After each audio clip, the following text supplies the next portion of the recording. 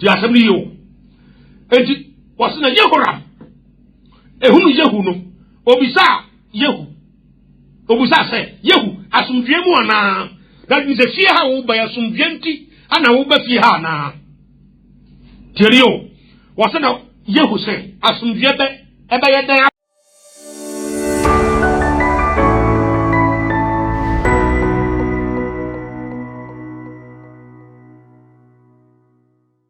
Rwade wado inti ni enkwada sukurai se bompaye sabre ne awase na self Fese wa ho de no chichaye no yesu ensa kaye de Rwade ni ma bi koso ewo mmea hodo edi nsori ahodo mu enemre ya wo bie so akira wo pese bra wo siesie wo nkrofo edi obako oni monyamu no Rwade Tomi na abate o matriase obi a hunse de obi sa to na bra bafa obi a nkoye mfumso Rwade heavy gate na no ahoto ni ho sa eho akonya eni ho bi de me stress wa do ye do fa ho bi ne ba kese e utumi do aye kese o kra bi adwum unsam be kontra ma misro mani panyansa o unsam ho ne buye yani sade wa do yete ye de kra ni padwina gina sa unsam sanna entiase be ya adwuma do hu ye mo bo sade be ya nyamfum so yankoto amane hunu kru ye de wutu so so do ye be kai e wo Jesus Christ to dimunti amen ye da nyankopon ase sana do ye no o chicha ye na so ye subi Sabre me passa no casa fa sembi ho. Ti asabi. Ho mbi koso on sori bu nemri. Ya Yesu e doya o siesie ne nkrofo. No wode yakona hini enum no. Ahonhom bi koso e won sori mu a. So ya hwe ya nka ho asem a. E de hokasi e pa ne beba. Ne binum be wonu sa so bu nam koy dum o mo ko. Leso no mayira ena awurade abie so akere me sai me famra me tudwa de o waso mo tia ne ho beto no wan tia obenya asotwe ti asamaru kan yi yanko adisam ne yehwe sa honhom ena be pesa me no be ko demonology mu kakra niema bi fa abayisa bo kakra yebe kom kakra tese wuran sori mu a ewie nipa na ye spirit bi a ebo wura sori mu a eyere ho se de ase o bo nya nidwuma ana wo ye nyame adwuma no enso no wo se no wo ba ko ti bi wura sori mu so wo ye sofo no anye careful ebe wi asori no the last minute what did baba ho soro man was for the men a gym. A decent Timianu, the Budu Moke. Yes, Boko Kobi, or my strength warning. I was happy. I had the mass of one. What Jano? I must only maybe say a caution. Dinner. Sami brand of Wami, ye best be a book farsa. A decent Timianu, the Budu Moke. Ekosi aduonu miensa Revelation chapter 2 verse 18 to 23 was it a theater asafo mbofo no kire koma no sa no nyankopon ba na ni etise odaframa na ne nan etise yawa fefe no se minimu Nwuma ene wodo ene wugidi ene wo som ene wo boase to ene se wo Nwuma edi akire sene de edi kai no Christ peso oyi no ho adi akire sa asafo yi tietra asafo mu no ana odi asi sofo no so onam Yohane so yo kira di samu to odi sin no so no o kan sem bi akira so de wo ye nyina minim de akoso so no mu I know everything me hunu mistake bi na me pesa de be point chiro mo ye no so ho adwuma anye saa e bia sam kase ne beba me pesa me ma banfo nyina ti ase se sabre ya Yesu esiesie na sori o sisi ni nkrofo no onim se na hinie no awiedu wan kasa so di adanse se wiase abeja ti Christ e be fa ni nkrofo akọ to gusu siesie ni nkrofo enti this time no kredi pia de pia bonten no kure bi abre bi atwa mu na wonim na wanyere da se be twa bonten no ni nyina atwa gu bonten se be ya wo benya bi ati so utie no amfa ukodjem utie na amfa o ho beto tu asem ni tu ho bi ye adwuma na bowura nsori bi mu enne e ho kokobo bi ane ye beka ho asem tu Yesu si minim bibia mani ti se gaframa I know everything verse 1 so o se nanso me wo ho asem tu asem ni nanso me wo ho asem asem bi wo na pesa the point to was it na se wama oba Jezebel awo friend ho odifo no kwan wama oba bi kwan ya wo friend ho odifo the sa oba le friend Jezebel ana ono a friend ho odifo enyi obi na asi no so ye prophet ono a ne friend ho sa Sofo Yankopon person nam sem so boda wu bi chawo wa mo ba bi kwai sa ya o ba bi o friend ho odifo kwai say o chire na on nada menkoa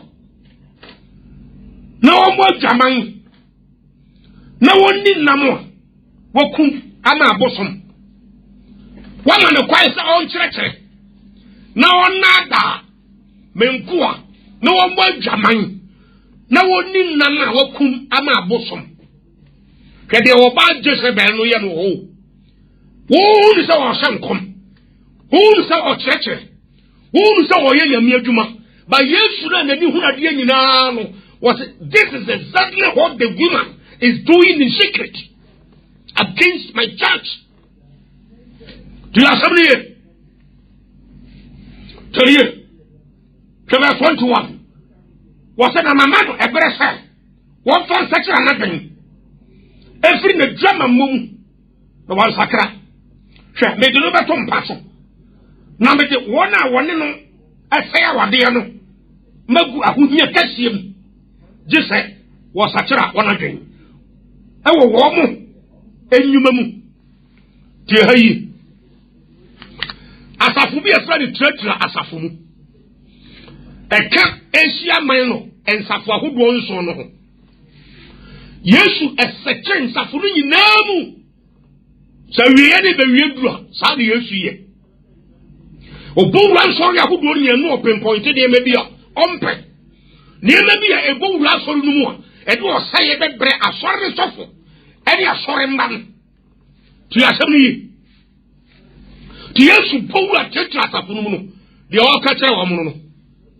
Hum be a friend Jezebel. A hum na what tell we are yes to ye. What Mama what at the edgema? The kind of history Kakradia chow. Was that several antichrist? And this antichrist don't ever be. Well, ye Nwuma was sorry with seriousness, with all seriousness. Oh, ye Nwuma. Now, Wobowura sori mu a wo ye sofo na se Nyankopon miewani enko akira enye mrese wo be detect na wayi na frim to otimi convincing tetra asafu sofo no ekoya no ho prophetess ya o sankom e ma sori no so ditum wo ye obaba ifo a wo ye evil spirit ya wo tagi no ho di wo mam wo tase wo ye honhom to otimi wura mam otimi wura mam na ye be koba bu ma hwe di picture ni mfonyini na me pesa uteni em bi ase ti asem ni Nyankopon wan fa de mai hintan Trust him no o twane mfo nyini tumu ni suban ni Yesu mpe o tiase o corrupt churches bo sabu somano e ma ne baba ye ne ho se de o ye prophetess aso ye nyamedwuma aso wo nyame adwuma eso no to dwaman no to waresɛ no to abosonsom o tiase tebra bi atwam na asafo gyina na so kama tietra asafo no sa wo bai bo wura mu ne ma satisfy no ebra bi nti me pesa me no kom ne ye hwɛ sa Jezebel no ni su ere ne ban na honhom no ebe wura oba bi mu ya o ya Ahab yire ti asaba me no kan yi me du be sia asem bi so o hiri bi e friend Ahab ya o ye Israel ne sa spirit we be wura oba ni mu ama honhom no eda ne ho di e o kwan bi so enti e be koba onu ma kwai afa so eda ne ho di enti sa wo yo oba ana ye bema na wo sa tibia nu mu o so who said the spirit of Jezebel and they control the Christ is giving out the warning to you. Yesu bokoko sabe ya woni babi anye sa da wo be pie na ni mo nyam no ena de wa ma ne kwa sa won sakra na bi o da Yesu be pie no adwen sakra kwa ni ho bi ti do de kokko boda soma yese ye fa matudwa honhom no wi ase be pem now o da so ye adwuma ti ye hwe de di ka me passe ye be ko di suban mu ni ahwe de ne ye said wo si da ne ho adi on the country of say on ne de wo ye adwuma nemum ni suban no ade ne ye na elda adi no e be kire say sa Jezebel spirit no ade de wo ye sa wa hwe ya be ka so ye nyame nipa o sisa nkom o kanyam sem wo ye nyame adwum batch dina me ka kire say Jezebel spirit wo ye spirit ba ku bia wo yusu sorry papa wo ye very subtle wo ye cunning spirit ya wo ye sofo no wani am na kwa wo be via one time na be ka say de ya ba so ha ti asabiye o se yenko Bible num First Kings yerwe Jezebel no ni su no se de o si da ne ho adi o me kan tell say me ni Jezebel ameti umo but ni su ban ne dressing en ne ho no en se de o si ye ne ye bia no e be tell say spirit we ne do ye aduma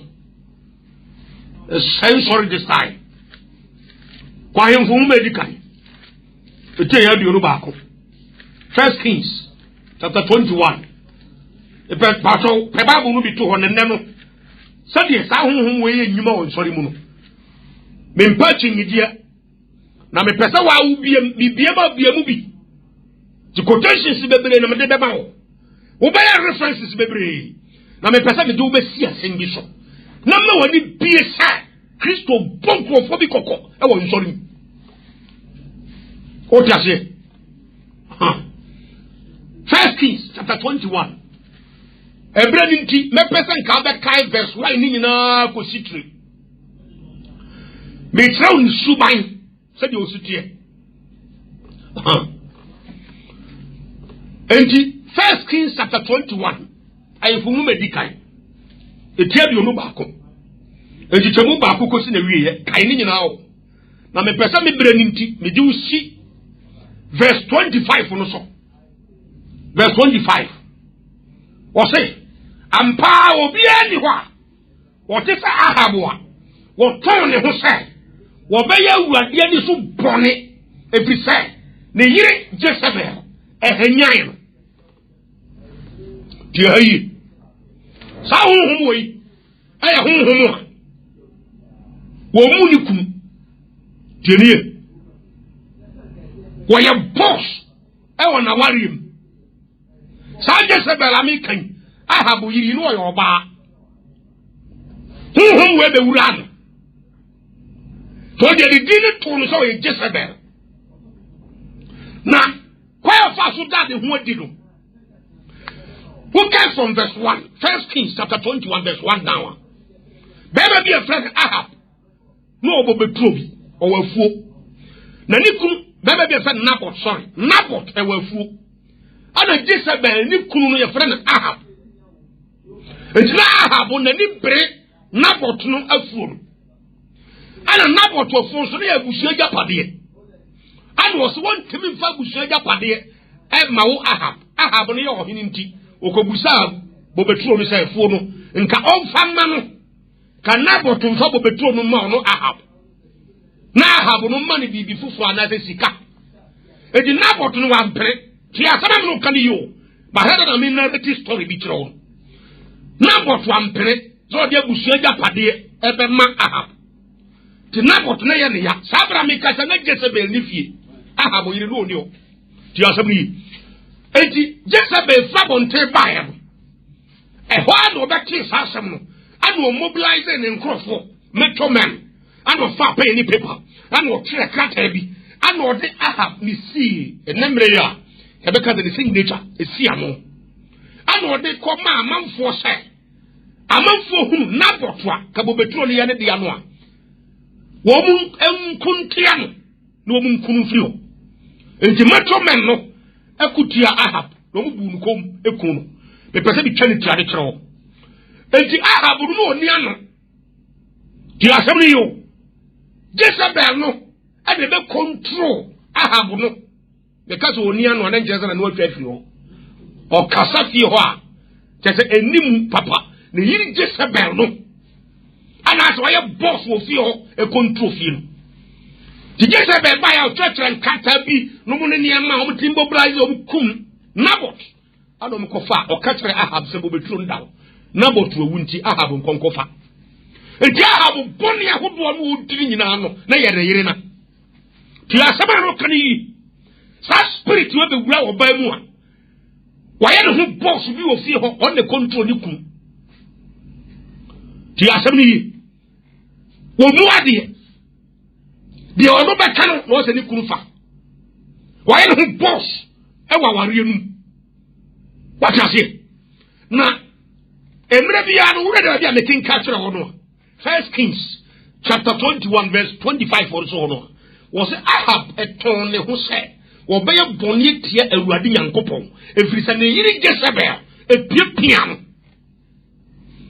tum pese obedi bon ne kwa wo yiri be piam waye ti o ba bia o tesam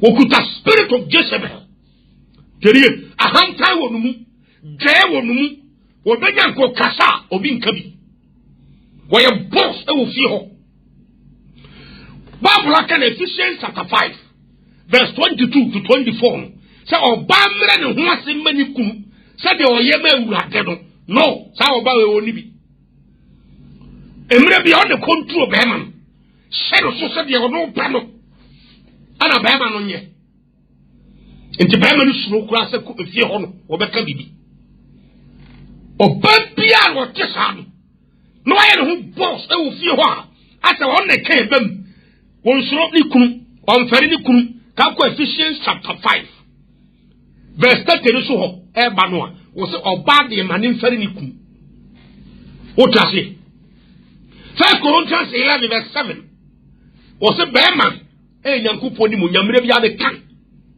samba no mo te sam wo mu ni sa ho brasem ene ma hedo na mde niema bia to fo mu e pesa be chewa de bi wo sunsu mu a e control ni pabinom e bi mpo ya Asofo maamefo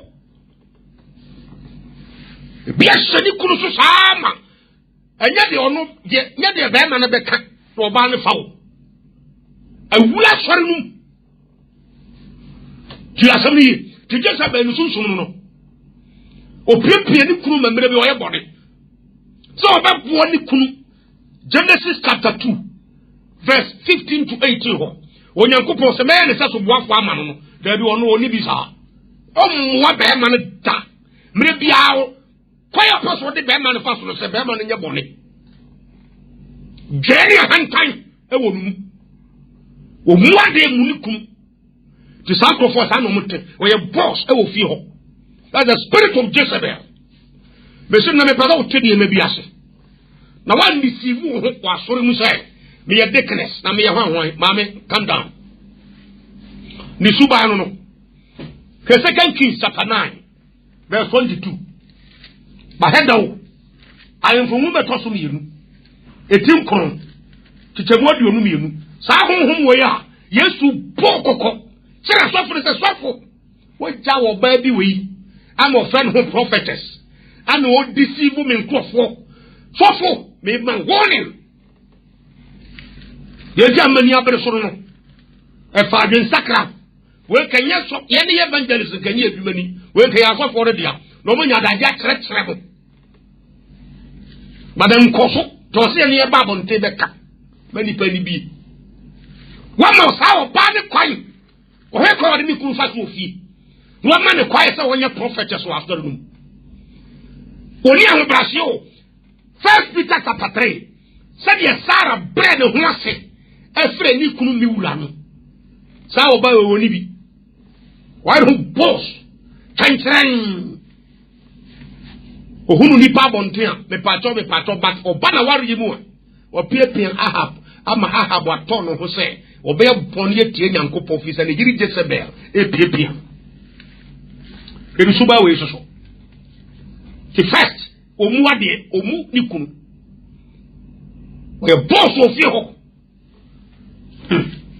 2 2 Kings chapter 9 but ye Jezebel no c'est ça sort nous so bi tisa omu a fere tunufo the Christ me man bresa on sakra na dwen anya sa ma kire ni nyansa me dini de gu ahohiem me man asofa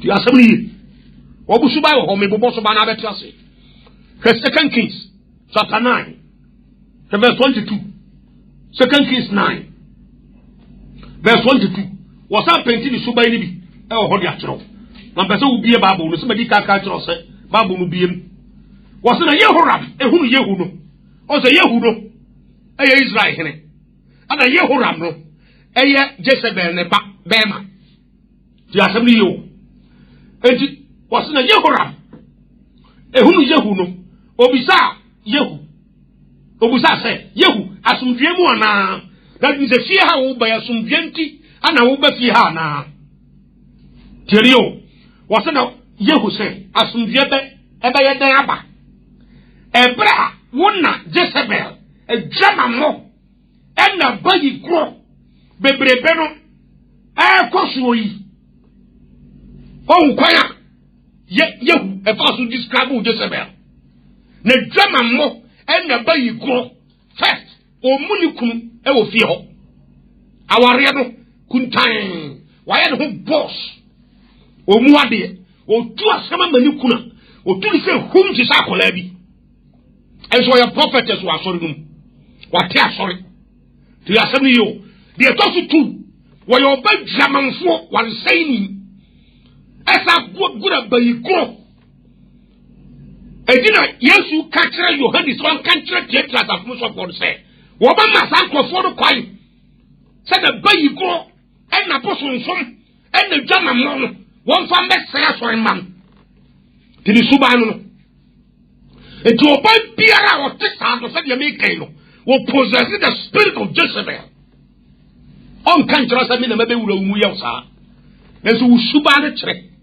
wo di ho brase wa wariem umu bema umu kum obaw di asabni abayiko ene jamansem entarie ene ne me beto jaman ana wo se tirio me wonti min kan kire me sawo yo oba se private the puppet essential kom we Jezebel spirit so for ni ma so ka kire now di asabni me pese di pani bi nsa saba me kan bebrebe no be fa se wa sia sam na me kan ko e honhom ayi adwuma now ayi adwuma bie kwaya ma antichrist aba na on waso o masoma no so oni kan me bonwura nsorum enti ne wanya theatre asafo no mabɔ awura atima convince so for rumpo afre no ho prophetess wa fre no ho prophetess yesu so mo kanjiro oba na wa fre no ho prophetess no ya wo to me nkofo so ntudua mo jaano a o kyerɛkyerɛ no mo kan kyerɛ no sɛ niema o yɛ no me dine kwa ho hiem me be kyerɛ ni nyansa what ya sɛm na sɛ And the choir on Namson is very dangerous. Will prepare way for the coming of the Antichrist. Now, a dozen. Also, who near man was a sound.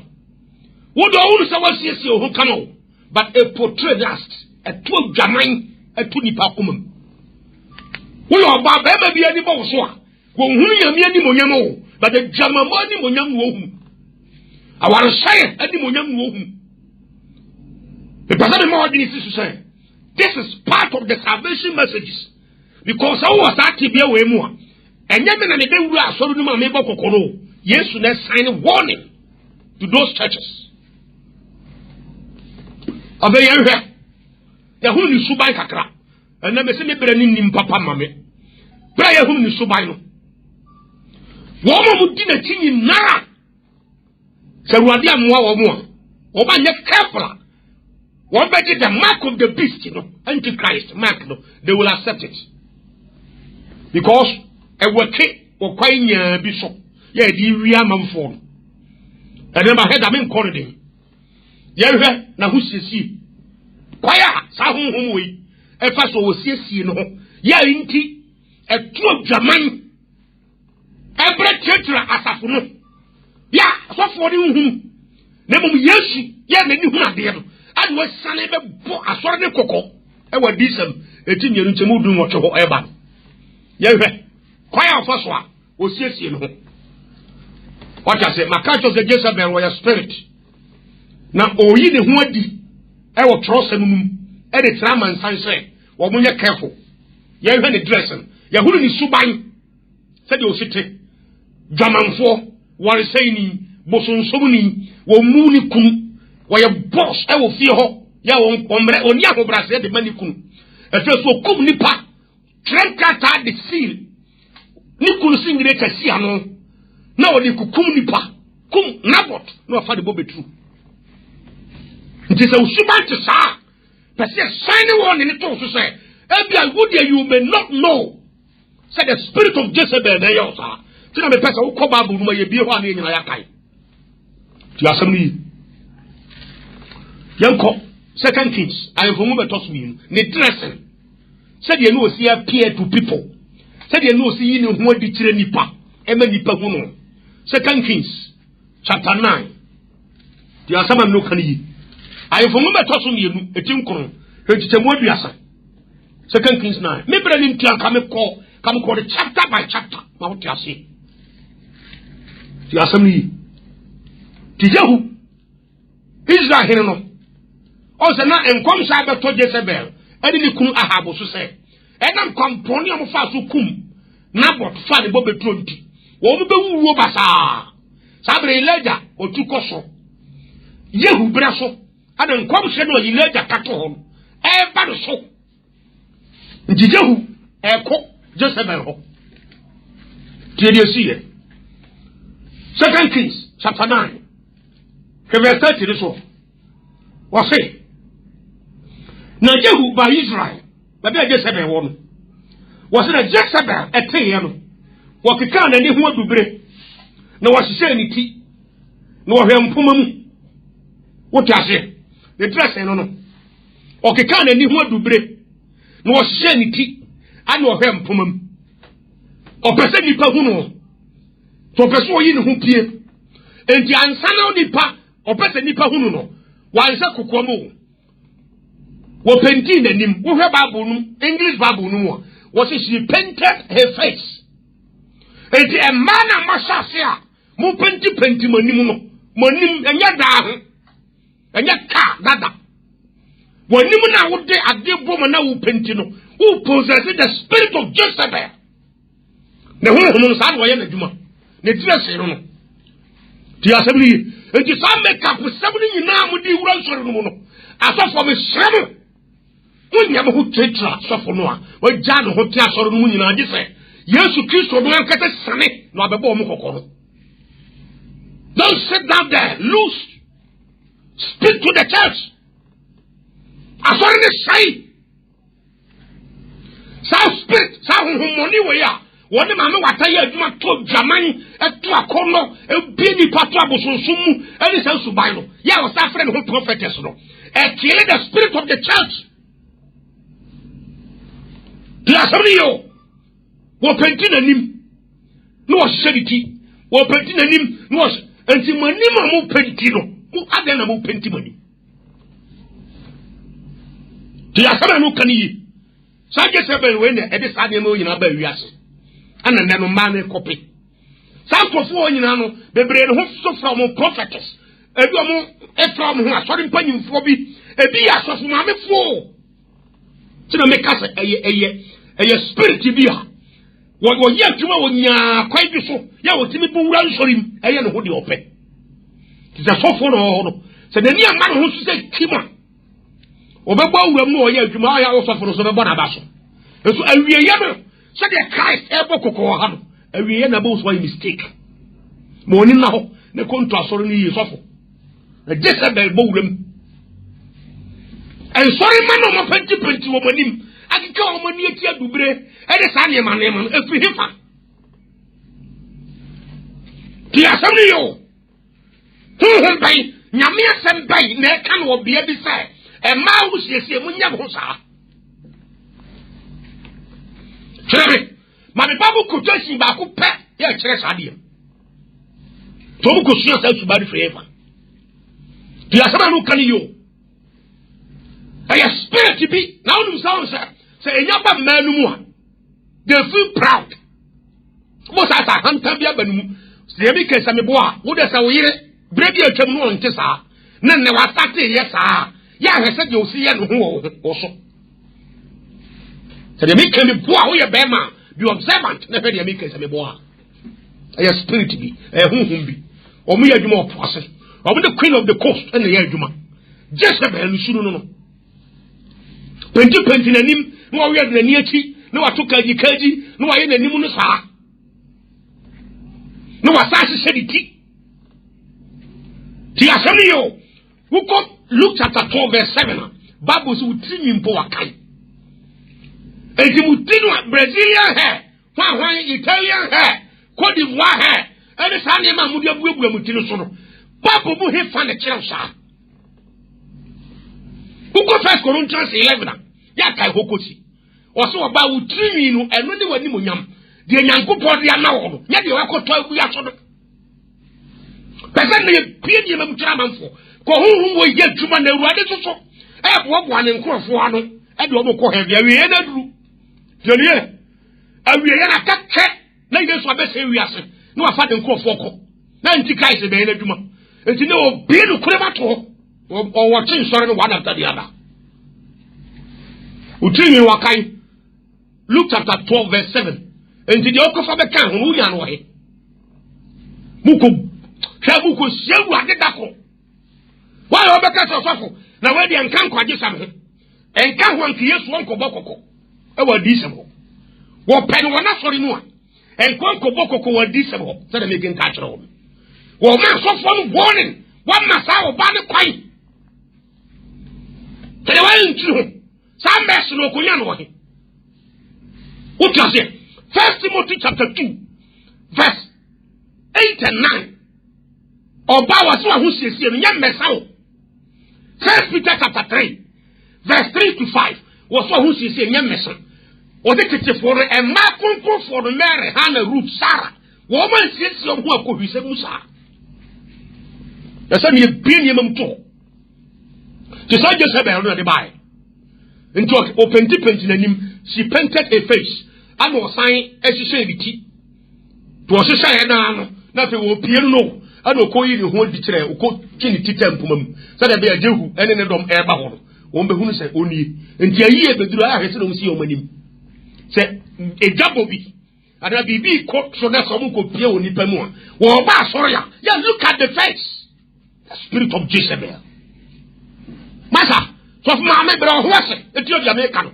ja jemu nya sa wo di ko jem what bi a okun timi kan kiro because why a purpose wo so enti o ko kapre twede hentimam oba bia ma ni kunu sofo ayi ni cleric ato ho now ya me ka sei The Madia Bay in a come.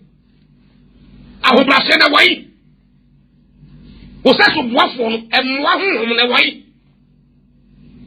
The Assembleo, Mamma, who will come and you soon more.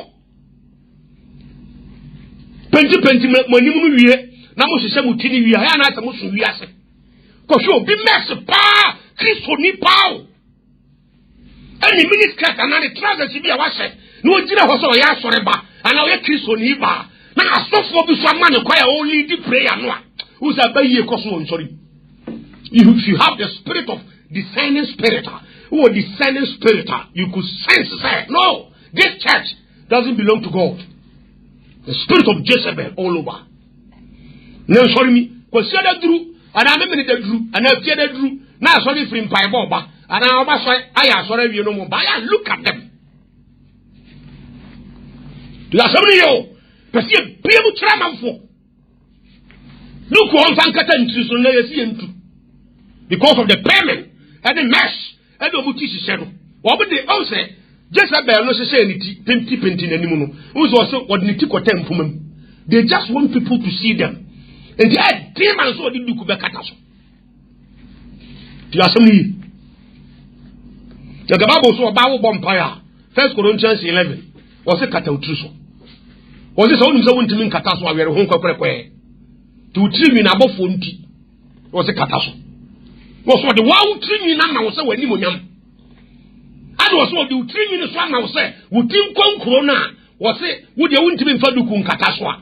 We are a home. Was what the trim in Amma was saying, would you come for in Cataso? Twas all vampire for Duku, Yaduku in Cataso, in Duku, Akataso, Cashet, Fentimaca Cataso. Was he above 40, one Casaminti, and also 40. So I know in a jumble sorry now. And who were not quite a Borabusa who goes on big churches. Some was up one in cow. Now, the other cousin of Charles, Matthew chapter 13, verse 11 years to cousin behold. Was it Peter? More than what the Amamus who was in Tassim. So there are some secrets in entering into the kingdom of God. Who pass over Yamia Hiniamun, Kukuamusembi or home? Yes, secret. Asofo bi nyame amwa na akose na se ne onim osoro ahini enum ahintasem no say kim owu obeti be preaching prosperity hwan a preacher man fifire na kabofo asa bra to say o ya de na so say o de ni preaching pa de wura heaven no oni bi because Jesus say Peter mo de o de amabu se mu hu na mu hu osoro ahini enum ahintasem na wo mu de wa nfa na wo mu. They don't have the secret in the kingdom. To the American, so for me, the catch was and question evangelist never come. Because when you quiet, what you when you're making him more, or yes, one family. What does the American say? To you, there will be young human sorry now. You have to be very careful. As for the evangelist, so be careful. Jezebel. Open deep into the name. You must say the more, to some more reckless now, the assassin. Where some more way, who would call Wariasia, then my power call Wareba, no confess our bowie. Tibas obey for the more you become for Sebedi. Who hear about dear, I won't know about dear mount, what the more you ever get about dear. Massa. You go Proverbs chapter 7. Also, a baby's animal, who will be only tree. What tips our barn so. Was what dinner John while we refrain, Sa Awuah Kuno. Because it's a peer free in woman. Now, Sour Barn on the Ria and Yasana Adoquai. That's a Proverbs chapter 7. Pasa, I gave you Koso Yapasi, Billiam Chodipa. This spirit, Jezebel. To assembly. It is only a man, make the Brazilian hair, my penty mano, my penty manim, my tutu maniachi, my sister the tea, my sister the mother, mini skirt. Now, poor trousers. It's the spirit of Jezebel. Nisuba ne trese no de epie ni pamuno. What does it? Maybe I know what your mind. I said, not been an say, Mamma enye sexy. Na nipa huna. As a woman say, or when ya come be a woman home, and name dressing. And there na ekoso. Yes, sexy dress ya na ekoso. And pay sorry, Edina Yesu hu katra Yohani se katra tietra za kunu so for say. Sa oba na wa ma ne kwaya wo to nyum no. Wo sho oba bi mo record ya hold microphone. E dey to nyum wa soro dem mo. Awi ho se. Wo se do di nku pa le ni padua. Ha! Sejensi bia liberty bi. Next up baby ti se ni Asofo ti wa bo clear ka ni ye feature no. Dem TV so sa na ya man kwai. Gentlemen, as Asofo we careful. We are weak do we are botai do. Speak. Kasachira sa ba. Yesu ne ka kire o. O si Yesu nko rise oba be kire sa ba na to na kire fi asoro mu. But wa anya sa, odibu ama wo sofo no. Wo di sofo kasachira. Se won ka kire na bi. Mama ne bre, ona asi manan. Timidibu ama wo kasachira mama ne bre so fansa ka anya sa. Ahohie bi amedi ni kogumu no. Ti oba bi o process sa de no. Masa, make us in this area, man, about the spirit, typically demonic. Wouldn't you super whom be a dear chira? Or bank out you will natural. Whom, one Sadia bin the boom or the boom, simple or baby. One more umpire, what dear was one num come effect. One umpire the Duke or Catasso, simple. Where are they? Correct, comfort, any penny. Most of Becca's won't tell the team pass out. Yet the pet, most of not catching us or Moko Shem trim, no abo, Manchester Timmy, no Manchester no. Now you be bassa, they couldn't choose one pet, and so the bosom was one, yes, sir. And so, who but kiss of one, I think could also be possible. Bigger money, I this time, be a very serious. Because Asofo be did to maybe tia. No, to assembly, bigger whatever. Tinegras no. What I say? Sa rings ne near me gugu ya hu nyina no. The spirit of Jezebel no. Rings in commande bundles of one said yeah the gold where they say ho no. Hwatie.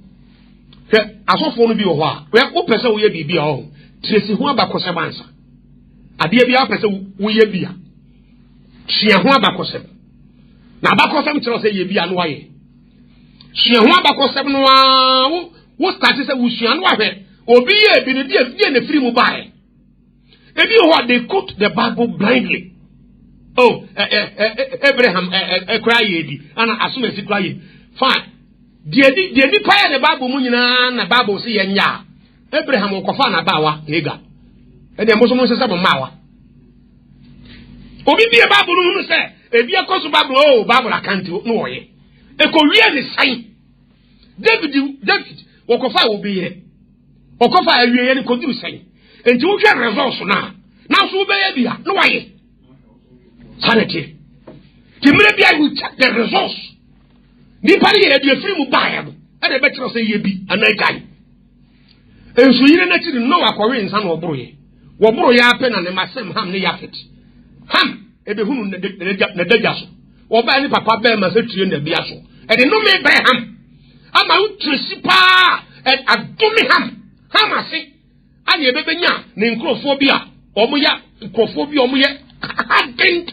people a eda ne no me de ma omo what you say brand nim enka me ko ho kire what you say lot ne mama mienu no e ma ne nsanom ya wo no omo die e ko wi omo sei ama ne moa no me beto omo so Genesis 19 what you say ana sausa he Solomon na ware dodo do so a results we say the pie mu bae wada na ebosunsun ni nyame amon na nkokọ bu nsam tim edimre bia you check the results ni pani e de free mu bae mu masofo bia na adam wade ye careful uko 1 Corinthians chapter 10 me pese bi bia na fo difference ko ma de nka wade sa ne ma egugugu ho bi e bi so betam no aso wada ma me fa be few minutes ma me wrap up yes. What the course on the Kurabea because time don't shabba me. The course say people too pen have a no problem. Cause we pretend the party bio. Who will yet now? What I say? Who got 1 Corinthians chapter 10, verse 11. Bible no one. What kasa of tre adibi. No I just throw the way. What tre adibi. No I throw the way. Nyankopon sam say. Sa ne ma wo de yes a kire wo nyina no. What they yes, I tell what the shabby at my memory so. And you have for you so rings Komadene and Kawan Moniadeno. Tetedo, Yankupon Maquine, Ebomu Yusubi.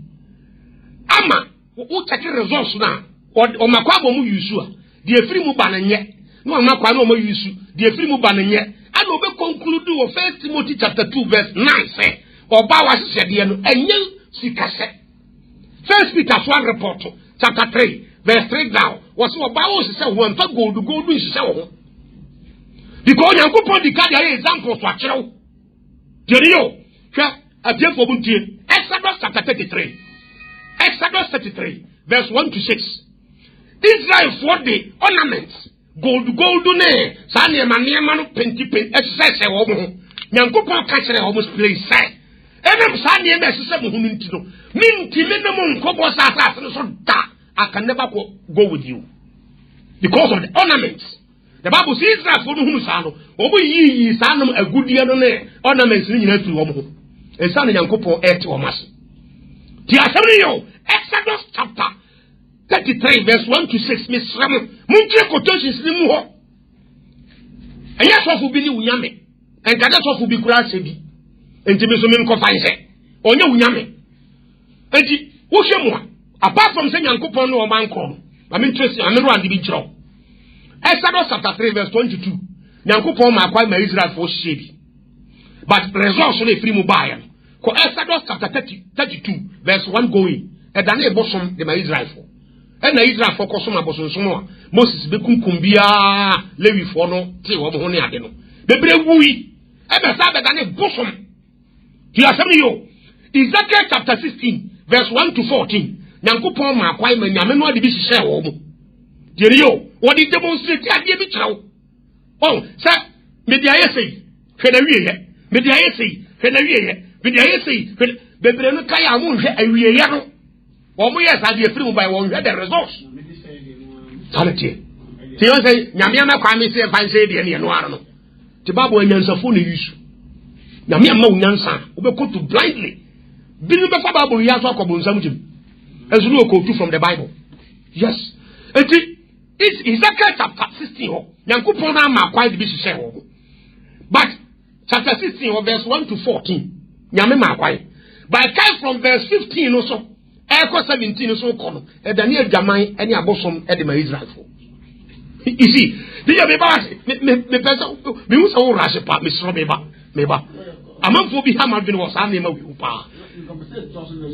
Me pastor ma me mo to fasisia. Ti asemi yo, me person wani bie. Ti asemi enti wo ko judges atemufo mo maso Timothy titemu aduonu no ko se aduonu nso a Gideon so ejeje asumun ka nkomade ne grants no bo eda eye wode ya bosom ede ma Israel for e ma ne da ne Gideon fiefuo nyina afidie enti nyame wo makwa ma wo de ya adwuma no wa kiro the results. You see the point? And it takes the wise person. But to me detective, why have the cousin Yankupon acquire more de Genesis chapter 35, verse 1 to 7. Jacob name court ne man free or more of a labor in chain, eba or move better. But we use animal this year do be a fancy king as gold rings, one necklace, Nenia Maniamano, or one family of fee. Nanyankupon Yankase gold you know. A good. You use it for decorative purposes, but your body decoration. I did you on the very national near the Kata who drew a Duka Exodus chapter 25, verse 10 down. Nanyakupo used to be a dreadra, a Pamada Kanaho, and then Kawan of Nimpoman of the Woo for decorative purposes. I did I was so used according to its purpose. I better say, and you're good. You the treaty as a Niamafobi, but who can no man, Nayaboniano. Acid, a good, you the good car back to the body life and money at the Bumbu cars, but who do you will be sure, and I'll call no more, I done it Boniano. If you are as well, you should the purpose, and then Bonikiao. Good is not meant for decoration of human body, but for items. They are in the theater and then the young person will be a YouTube. Mesra onse akabel se be few ayibi bi ya mesra manenwura nwura wo de wa anye call no kra no problem the person ni party obo ho ase what I say who Revelation chapter 1 verse 13 to 16. Yes, should be born as a symbolic. So I say, we are rich. What you say? What did you know my idea be? What you say? Let's tell out to cover you because what numbers, numeri. Etia bi onu nchemu ba ko ekono. What the ebotaisi onyankopon de botaisi o ka kire Moses. Kasa kire bo no mane mani nsu. Ana Moses kasa kire bo no hokra de mane kura bo mu. Ana nsu free mu bai. Ana aba 1 Corinthians chapter 10 verse 4. Was obotai na nsu free mu bai no. Eye Kristo. Enti anu kire say yanse say abotai nkwa asoro dan man na because eye Kristo nti. Akase. It was the what try to you know. 1 Corinthians 10:11 hodo. Was what the amount side the share. Way no watch the free mobile. Way no watch the free mobile. Be careful. Holy Spirit and person of the stadium and the can na so dan. Who go 1 Corinthians 6 verse 19 and 20. On kunko so dan the pebi. On person of the stadium and the can. Because gold no, ye go treat ya so heaven. Wo nanu na de go sisi so. Won kata fa de kuritu ni pebi. A Jezebel spirit and a dear china body session hono. Dear, na bebre so de compare nipa. Ebi ka se na ne oba de cell phone. Nya na oba de cell phone e ba ne papa de ka wa share no. Papa refi hono won kola mienu. Ne mari etu. Adenti ne oba de cell phone ko huni no. Ana o de ka wa de share no. E ba kan no. Ade no ampa ka wa na share no. Enti wo so hia oba de cell phone dia. E na so ye ko huni. Wo tiase. Wo copy blindly.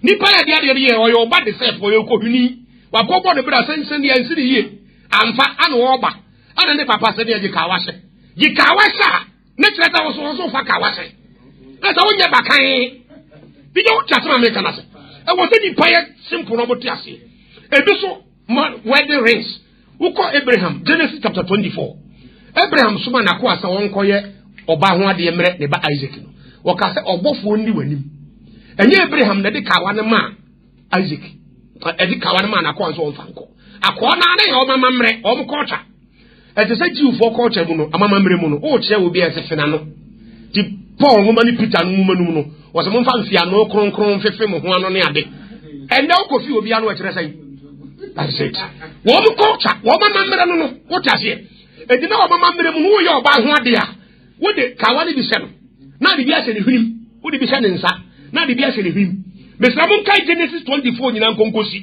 na mon tede make ase where the raise among for no a dangerous before God nyanya me na ama kwa so mo fanche a demonic bia fanche you are something the spirit of Jezebel e be ba wura ware enu sesi a nyankopon ba bia ni wa nyame na kwa so mo faka wa nkonkose wo ware afa ka wa sa wo yire e ya o mo amamre enim ana akwa na o ko ware yire bre Isaac no akwa na adwene ene o mama mre mu no ana okoye nsa eni sa na mo de nka wa hise bo yire nom na ene mo de so bo nsa de mo fa bi so hise o mo hwinim na fe so so bo follow de ane amfia no konkron ne wo so fa wono e ko tim wo be ira no ne fe ye be sie masa o ko pia de a no wa ko pay with all seriousness no ba nyan san batabo but the party asie Bige, the person now that be born from a we answer. Mathematics. And then you record this videos near the money and answer and Koyama. Well, Matthias. Facebook in a man calling it. Yes, you know. Never patch all management, you know. If I say sadness, you can't simply in Nanka. Sao. Did Matthias? Matthias. Tell my family. Good. Enti hweti enemre nu abesi ni pi New Testament say 1 Timothy chapter 2 verse 9 was oba wahye de emane nye sikase emesanwo anantade e wobuom eso betima satade ba nye de e wobuom tentere ekutu no simple moderate kama ato ade so ne shaw ana Peter so ba record ye say ma mo mahye de no enye sikase emesanwo no ne sa Jezebel na makro fo na tete obubairo o ma nyo obo sa what does it enti sa ya kronkron a ta wo nye sa de ne da wo ye sa de ne mani pia that means that you are not holy hunhum ne honnemani no you are not holy dige enti Nyankopon kire na wiye no Jezebel na wiye no so dangerous na me person me dey next week person was trying to God Facebook go will camera Nothing to record if you are very good. You're not recording a podcast. Very good. Good. And see, somebody with me and animal and go for you. I put your mind and study how we see you. Good. You can enter the next week. Good. German for Mammy Fancy. Number one Payamo. Quiet get a bear fast with you, Mammy, then present the better. And the Christ say, Bo, Eboko say, be very careful. That's how they wouldn't actually go a spirit of Jezebel. And they come true. Mammy no Mompire, and the two sapples of the Christ say, my warning, say, careful. Stay away from those things. Never will nipper be annual dinner. Jari says your come and yes, I am. Nepam wata de kama. And yet Jamantam and Katao you passing Wabon time. They won't bring you in chain, who's ran out of Bonnie Becho. What the yes you won't come on him. Mamma no Mompire. Holy Spirit to me that was. So I know what doing 2 minutes old in some of mine. But so be any panny or there be any pavilion. So the Asofo find somewhere no more than any pammy shroud. Oh, Boko or Tetra Funum, who is his sophomore. So I'm just out Benjamin for. Why, who says that in our solemn prophetess? And what they would pesa you chiwadi. For a second of Nomun Sakrawati. But there was so teeny. With Jesus Christ to demon. Amen.